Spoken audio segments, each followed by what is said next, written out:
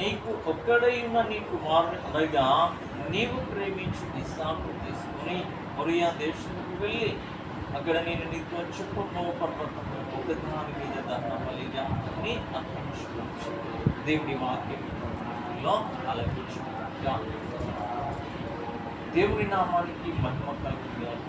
దేవుడి గృహంలోకి నడిపించడంతో దేవుని ప్రణాళిక, దేవుని ఎన్నో రోజులు నువ్వు అనుకున్నాం వెళ్ళాం నీ మా బిజీలో మీరున్నాం, మీ బిజీలో మీరున్నాం, కానీ దేవుని యొక్క సమయం వచ్చింది. దేవుని యొక్క సమయం, దేవుడు మాట్లాడే సమయం వచ్చింది. దేవుడు మాట్లాడాలనుకున్నాడు కదా, ఆ మాట్లాడే సమయం వచ్చింది కనుక మేము అనుకోకుండా ఈరోజే అనుకున్నాం, ఈరోజే చేస్తాం. అది దేవుని యొక్క మహిమ ఘనత. దేవుడు మాట్లాడాలనుకున్నప్పుడు ఏం చేస్తాం, ఆయనే జతపరుస్తాడు, అద్భుతం చేస్తాం. కాబట్టి దేవుడు మాట్లాడే దేవుడు, మన దేవుడు రాయి కాదు చెప్పు మాట్లాడే దేవుడు, జీవము గల దేవుడు. ఇప్పుడు మనం గమనించినట్లయితే వాక్యంలోకి వెళదాం. నీకు ఒక్కడై ఉన్న నీ కుమారుని అనగా నీవు ప్రేమించి తీసుకొని మీరు మొరియా దేశమునకు వెళ్ళి అక్కడ నేను నీతో చెప్పబో పర్వతం ఒకదాని మీద దహనబలిగా అనిపించు. అబ్రహాం, దేవుడు అబ్రహాంని అనుకున్నాడు. అబ్రహామును దేవుడు పిలుచుకున్నప్పుడు అతనికి ఎన్ని సంవత్సరాలు? 75 సంవత్సరాలు. అబ్రహాముని ఎన్ని సంవత్సరాలు దేవుడు పిలుచుకున్నప్పుడు?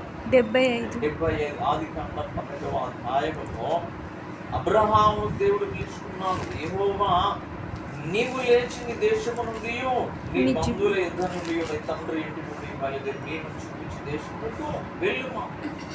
దేవుడు పిలుచుకున్నాడు. దేవుని యొక్క మాట విన్నాడు, దేవుని స్వరం విన్నాడు, దేవుని యొక్క మార్గంలో మనుషులు వెళ్ళాడు. ఆ సమయంలో అతనికి ఎన్ని సంవత్సరాలుగా? దాదాపు 75 సంవత్సరాలు.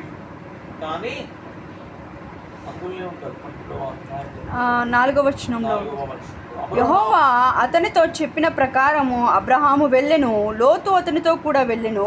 అబ్రహాము హారా నుండి బయలుదేరి వెళ్ళినప్పుడు 75 ఏండ్లు ఈడుగలవాడు. 75 సంవత్సరాల టైంలో పిలుచుకున్నాడు. దేవుడు ఎప్పుడు ఇచ్చాడు సంతానం? 100వ సంవత్సరంలో ఇచ్చాడు. 100వ సంవత్సరం అంటే 25 సంవత్సరాలు దేవుడు కనిపెట్టాడు.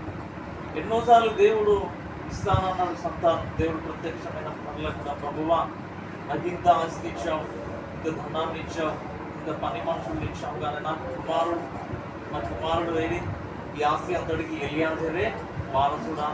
ఎన్నోసార్లు దేవుని ముందు మొరపెట్టాను, కానీ దేవుడు ఎన్నోసార్లు చెప్తాడు నేను దీవిస్తాను, నీకు కుటుంబంలో నుండి ఇస్సాకు వస్తాడు, దానికి ఇస్సాకు అనే పేరు పెడతాడు.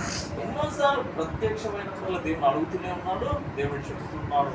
తీరా సమయం వచ్చింది, దేవుడు ఆశీర్వదించాడు. శారా గర్భాన్ని పెట్టాడు. ఆశీర్వదించిన తర్వాత దేవుడు పరీక్ష పెట్టాడు. ఆ పరీక్ష ఏంటంట? ఇస్సాకుని బలిగా అర్పించాడు. అంటే ఇన్నేళ్ల నిరీక్షణ కదా, ఇన్నేళ్ల నిరీక్షణ దాదాపు 25 సంవత్సరాలు.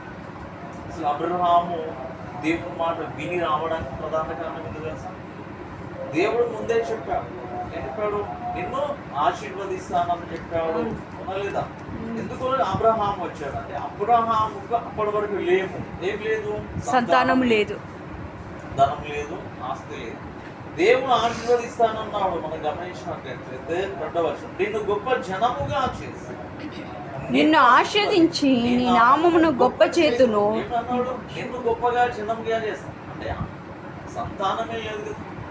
సంతానం లేని వానికి నేను గొప్ప జనముగా చేస్తాను. గొప్ప జనముగా అంటే దేవుడు ఏం చేశాడు? దీనికి సంతానం ఇవ్వబోతున్నాడు కదా. అబ్రహాం దేనికి వచ్చాడు? సంతానం లేదు కదా, సంతానం కావాలి. దేవుడు మాట విని మరి ఇక్కడ ఉండే ఉంటుంది, ఊర్లో ఉండే వస్తుంది, ఊర్లో ఉంటే వస్తుంది, సంతానం రాదు కదా. 70 సంవత్సరాలు అయింది, ఇంకా 3 సంవత్సరాలు అయితే నేను చనిపోతాను, వృద్ధాప్యమంతా ఉన్నారు. అదే దేవుని మాట విని బయటికి వెళ్తే, దేవుడు చూపించి స్థలంలో వెళ్తే నాకేమవుతుంది? గొప్ప జనం సంతానం వస్తుంది, దేవుడు నన్ను ఆశీర్వదిస్తాడు అని వాగ్దానం ఇచ్చాడు కదా. ఆ వాగ్దానం ప్రకారం పట్టుకుని వెళ్ళాడు. వెళ్తున్నప్పుడు దేవుడు ఏం చేసినాడు? అద్భుతంగా అతను ఆశీర్వదించాడు, గ్రామాల్లో నడిపించాడు, విస్తారమైనటువంటి ఆశీర్వదించాడు. అతను లోతు గ్రామంలో నివసించలేనటువంటి ఆశీర్వాదం అతనితో పాటు వెళ్ళాడు లోతు అతను కూడా, ఇద్దరు కూడా కలిసి నివసించలేనంత ఆస్తి. లోతు ఇద్దరి మధ్య ఆ కాపర్లకి వీళ్ళ కాపర్ల మధ్య గొడవ అవుతుందని సుధమొక ప్రాంతానికి వెళ్ళి అంత ఆస్తి ఇచ్చాడు, అంత ఘనముగా ఇచ్చాడు. తర్వాత దేవుడు చివరికి తన కుమారుడు కూడా అనుగ్రహించాడు. ఇంత అనుగ్రహించిన తర్వాత దేవుడు వెళ్ళమన్నాడు, మాట విన్నాడు. అబ్రహాం వెళ్ళిన పనే సంతానం. ఆయన వెళ్ళిన పనే సంతానం. గొప్ప జనంగా ఆశీర్వదిస్తామని ఆశీర్వాదం పొందకపోతే సంతానమే ముఖ్యం. ఎందుకంటే అబ్రహాముకి ఆశీర్వాదానికంటే సంతానమే ముఖ్యమో. 15వ అధ్యాయంలో మనం గమనించినట్లయితే దేవుడు ప్రత్యక్షమయ్యాడు 15వ అధ్యాయంలో. ఇది జరిగిన తర్వాత యెహోవాకి అబ్రహాముకు దర్శనం వచ్చి, అబ్రహాము భయపడు, నేను నీకు కేడము, నీ బహుమానం అత్యధికమగునని చెప్పి. అందుకు అబ్రహాము, ప్రభువైన యెహోవా, నాకు ఏమి ఇచ్చిననేమే, నేను సంతానం లేని వాడని పోవచ్చున్నానే. దమస్కు ఎలియాజరే నా ఇంటి ఆస్తి కర్తయ్య ఉంది కదా, నీవు నాకు ఏమి ఇచ్చినా ఏమి, సంతానం లేకుండా ఆస్తులు ఎత్తుకున్నాను. ఈ ఆస్తి అంతా మళ్ళీ ఎవరికి? ఎలియాజరుకే కదా. అంటే అబ్రహాం ఏది ముఖ్యము? సంతానం ముఖ్యం. సంతానం ముఖ్యము అనలేదు. అందుకే అబ్రహాముకి ఇష్టము సంతానము. తనలో నుండి ఒక సంతానము రావాలి, తన కుమారుడు కనాలి. ఆ లేమి ఏదైతే ఉందో దానిలో నుండి బయటపడాలనే ఉద్దేశంతో అక్కడ నుండి తన బంధువులందరూ కూడా వదిలేశాడు. దేవుడు ఇచ్చాడు, ఇచ్చినట్టుగానే ఇచ్చి దేవుడు పరీక్ష పెట్టాడు అబ్రహాము 22వ అధ్యాయంలో. నేను ఇచ్చాను కదా, ఆ ఒక్కడైనటువంటి ఆ కుమారుడు నాకు బలిగా అర్పించాడు. ఎట్లా ఉంటుంది అబ్రహాంకి? 25 సంవత్సరాల నిరీక్షణ, 75 సంవత్సరాల వరకు సంతానం లేదు, ఆ బాధ. మళ్ళీ 20 సంవత్సరాలు కనిపెట్టాడు, ఇస్తానన్న దేవుడు ఇస్తాడా ఇవన్నీ. అదొక 20 సంవత్సరాలు కనిపెట్టాడు. 100 సంవత్సరాలు, మళ్ళీ 100 సంవత్సరాలు అయిపోయింది. ఇచ్చిన కుమారుడిని మళ్ళీ దేవుడు అయ్యేసరికి అబ్రహాం వెను తీయలేదు. మనం గమనించినట్లయితే 6వ వచనంలో 22 దహన బలికి కట్టెలు తీసుకొని తన కుమారుడగు ఇస్సాకు మీద పెట్టి తన చేతితో నిప్పును కత్తిని పట్టుకొని పోయెను. వారిద్దరూ కూడి వెళ్ళుచుండగా ఇస్సాకు తన తండ్రి అయిన అబ్రహాముతో, నా తండ్రి అని పిలిచెను. అందుకతడు, ఏమి నా కుమారుడా అనెను. అప్పుడు అతడు నిప్పును దహన బలికి గొర్రె పిల్ల ఏది అని అతను కుమారుడు తీసుకొని వస్తున్న కుమారుడికి ఏం చెప్పలేదు. కుమారుడికి ఏం చెప్పలేదు. ఇద్దరు పని మనుషులు తీసుకుని వస్తున్నాడు. వచ్చాడు, కట్టెలు ఉన్నాయి, గుర్తు తీసుకున్నారు. ఆ కట్టెలు మోపు కుమారుడిని పెట్టేసి నడిపిస్తున్నారు, కొండ ఎక్కుతున్నారు. కుమారుడు అడుగుతున్నారు, తండ్రి మరి కట్టెలు ఉన్నాయి, నిప్పు ఉంది, మరి దహన బలికి కావాల్సినటువంటి గొర్రె పిల్ల ఎక్కడ, గొర్రెలు ఎక్కడ? అప్పుడు అబ్రహాము సమాధానం 8వ వచనంలో, అబ్రహాము నా కుమారుడు, దేవుడే దహన బలికి గొర్రె పిల్లను చూచుకొనునని చెప్పెను. అలాగే వెళ్ళి దేవుడు అతనితో చెప్పిన చోటికి వచ్చినప్పుడు అబ్రహాం అక్కడ బలిపీఠము కట్టెలు చెడ్డగా పెంచి తన కుమారుడు బంధించి ఆ పీఠం పైన నున్న కట్టెల మీద ఉంచెను. కుమారుడు వెళ్ళాడు, కట్టెలు తీసుకునేస్తున్నారు. తండ్రి మరి ఎట్లా బలి, ఎట్లా? గొర్రె లేదు, మేక లేదు, ఏం లేదు అక్కడ. అట్లా అన్నప్పుడు దేవుడు చూసుకుంటాడు అన్నాడు. తీసుకెళ్ళాడు. కొండ మీద వెళ్ళిన తర్వాత తన కుమారుడిని బంధించాడు. ఏం చేశాడు అబ్రహాం? తన కుమారుడిని బంధించాడు, చేతులు కాళ్ళు కట్టేసి ఎక్కడ పెట్టాడు? దహన బలి మీద కట్టెలు వేయించాడు. చక్కగా కుమారుని చేతులు కట్టేశాడు, కాళ్ళు కట్టేశాడు, బంధించేసేసి మంచిగా బలి ఇవ్వడానికి కట్టెల మీద పడుకోబెట్టి 10వ వచనం, అప్పుడు అబ్రహాము తన కుమారుని వధించుటకు తన చెయ్యి చాపి కత్తి పట్టుకునగా యెహోవా దూత పరలోకమును అబ్రహామా అని పిలిచెను. చెయ్యి కత్తి పైకి లేపాడు. బలి ఇవ్వడానికి కత్తి పైకి లేపగానే దేవుడు మాట్లాడుతున్నాడు. అబ్రహామా అని పిలిచాడు. అందుకతడు చిత్తము ప్రభువాలని. అప్పుడు ఆయన చిన్నవారి మీద చెయ్యి వేయము.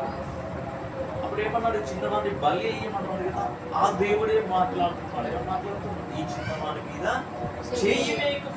ఏ దేవుడైతే బలి అర్పించమన్నాడో ఆ దేవుడే మాట్లాడుతున్నాడు. ఆ చిన్నవాడిని నీవు చేయి వేయకము, అతని నేనేమి చేయకము, నీకు ఒక్కడైన నీ కుమారుడు నాకు వెనుతీయలేదు కనుక నీవు దేవునికి భయపడు వాడవని ఇది వల్ల నాకు తెలియచుంది. అంటే నీవు దేవునికి భయపడుతున్నావా లేదా? ఒక పరీక్ష పెట్టడానికే నీ కుమారుని కలిగిపోతున్నాము. కానీ నీ కుమారుడు మీద కోపంతో కాదు, నీ మీద కోపంతో కాదు, అమ్మను తీసుకోవడానికి కాదు. నీకు ఒక పరీక్ష పెట్టాను, నీవు నాకు భయపడుతున్నావా లేదా? నీకు ఆస్తి ఇచ్చాను కదా, సంతానం ఇచ్చాను కదా, దేవుడికి కావాల్సిన సమస్తము అనుగ్రహించాను కదా. ఇంత ఇచ్చిన నువ్వుగా ఏం చేస్తున్నావు? పరీక్ష పెడుతున్నావు. ఆ పరీక్షలో ఎలా ఉంటాము, నీ ప్రవర్తన ఏ విధంగా ఉంటుందో అది తెలుసుకోవడానికే పరీక్ష పెట్టాను. అందులో నువ్వేం చేసావు? దేవుడు పెట్టినటువంటి పరీక్షలో అబ్రహాం ఏం చేశాడు? దేవునికి భయపడ్డాడు. భయపడువాడు ఎందువల్ల నాకు కనబడుచున్నదని. అప్పుడు అబ్రహాం కన్నులు చూడగా మొదలో కొమ్ములు తగులుకున్నట్టు పొట్టేలు వెనుతట్టున కనబడిన అబ్రహాం వెళ్ళి ఆ పొట్టేలు పట్టుకుని తన కుమారుడిని మారుగా బలి ఇచ్చాడు. కుమారుడిని మారుగా పొట్టేల్ని బలి ఇచ్చాడు. అంటే అబ్రహాముకి ఏం చేశాడు? పరీక్ష. ఏదైతే కుమారుడు ఇచ్చాడో ఆ కుమారుడే పరీక్ష పెట్టాడు. దేవుడు అబ్రహాం దేవుడు భయపడిన ప్రేమికుడే అబ్రహాము బహుగా ఆశీర్వదించాడు.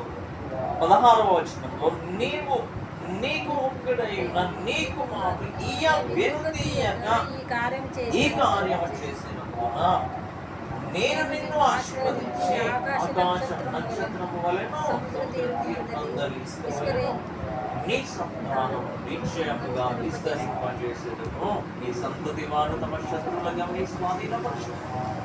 ఈ సంఘటన జరిగిన తరువాత అబ్రహాముని అధికముగా ఆశీర్వదించాడు.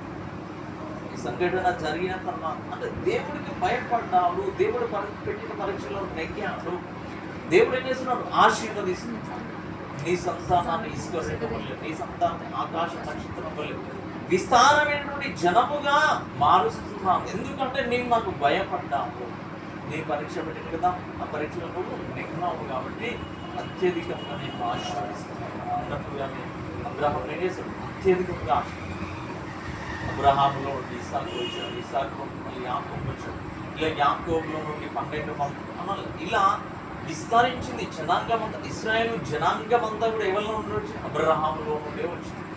ఇశ్రాయేలు జనాంగం ఉంది అంటే భూమి మీద ఎవరి నుండి వచ్చిందంటే అబ్రహాం. అంటే ఒక సంతానం లేని వ్యక్తిలో ముసలి వృద్ధాప్యములో సంతానం లేని స్థితిలో ఉన్నటువంటి, ఏమీ లేని స్థితిలో ఉన్నటువంటి ఆ వ్యక్తిలో ఉండే దేవుడు ఇశ్రాయేలు జనాంగాన్ని లేనిది ఉన్నట్టుగా, ఉన్నది లేనట్టుగా చేయలేదు. సాధ్యమవుతుందా? సంతానమే లేదు, వృద్ధాప్యం 70 సంవత్సరాలు ప్రాయంలో పిలుచుకున్నాడు. తీరా చూసి ఆయనకు 100 వచ్చినాయి, శారమ్మ గారికి 90 వచ్చినాయి. ఇద్దరు వృద్ధులే. కానీ దేవుడు అందులో ఉండే ఇశ్రాయేలు జనాంగాన్ని ఇచ్చాడు. దేవుడు గొప్ప దేవుడు. అట్లా ఇచ్చగల దేవుడు. అంటే ఎప్పుడైతే అబ్రహాము దేవుడు పరీక్ష పెట్టినాడు, ఆ పరీక్ష దగ్గర కదా అబ్రహాం ఏం చేశాడంటే విస్తారమైన జనాంగంగా మార్చుకున్నాడు. విస్తారమైనటువంటి జనాంగం ఏంటి? ఆ విస్తారమైన జనాంగానికి ఇప్పుడు ఎవరు? ప్రపంచానికి విశ్వాసులకు తండ్రి ఎవరు? ఇప్పుడు అబ్రహాం. విశ్వాసులకు తండ్రి అంటే పేరు ఎవరికి వచ్చింది? అబ్రహాంకి. అబ్రహాము విశ్వాసులకు తండ్రి. అంటే నమ్మి వెళ్ళాడు, దేవుని నమ్మి వెళ్ళాడు, కానీ విశ్వాసులకు తండ్రి అయ్యాడు. రేపు రాకడ సమయంలో దేవుడు ఎక్కడి నుంచి? ఇశ్రాయేలు రాజ్యంలోనే. దేవుడు రాకడ సమయం ఎక్కడ వస్తుంది? ఇశ్రాయేలు రాజ్యంలోనే. ఆ ఇశ్రాయేల్నే రాజధానిగా 1000 ఏళ్ల పరిపాలన జరగదు. అంటే మొత్తం కేంద్రం అంతా కూడా అక్కడే